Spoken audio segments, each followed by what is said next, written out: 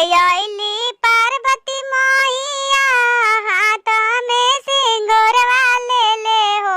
ए सखी कहावा से अइलन चंदरमा की नगरी अंजोरी भइलन नगरी अंजोरी भइलन हो।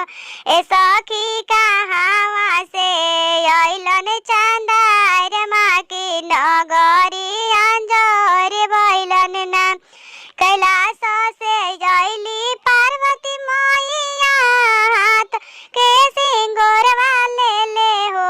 ए सखी ऊंचे गगन अइलन चंदरमा की नगरी अंजोरी भइलन नगरी अंजोरी भइलन हो।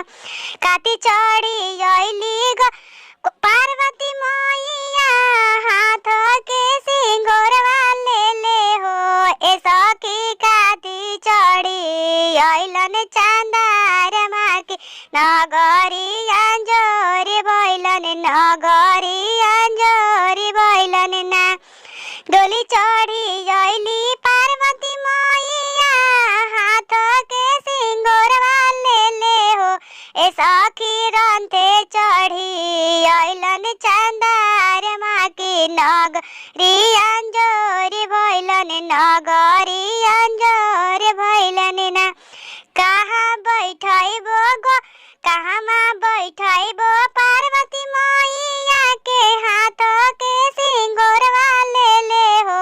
ए सखी कहाँमा बैठैबो चंदरमा की नगरी अंजोरी भइलन नगरी अंजोरी भइलन ना। आंगना बैठैबो पार्वती मैया के हाथ के सिंगरवा ले हो। ए सखी ऊंचे सिंहासन बैठैबो चंदरमा के नगरी अंजोरी भइलन नगरी अंजोरी भइलन हो। ताइयो से पूजबो पार्वती मैया के हाथ के सिंगरवा ले हो। ए सखी काया से पूजम चंदरमा की नगरी अंजोरी भइलन नगरी अंजोरी भइलन हो।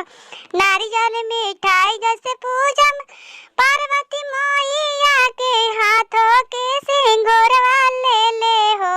ए सखी को रवे कुछ डाली से देहब राघवा की चंदा में अंजोरी भइलन चंदा में अंजोरी भइलन हो। काई भरी दिहले पार्वती मैया हाथ के सिंगरवा ले हो। ए सखी काई भरी दिहले चंदरमा के नगरी अंजोरी भइलन नगरी अंजोरी भइलन हो। अमर सोहाग दिहले गौरा मैया हाथ के सिंगरवा ले हो। ए सखी दूधे पूते दिहले चंदरमा की नगरी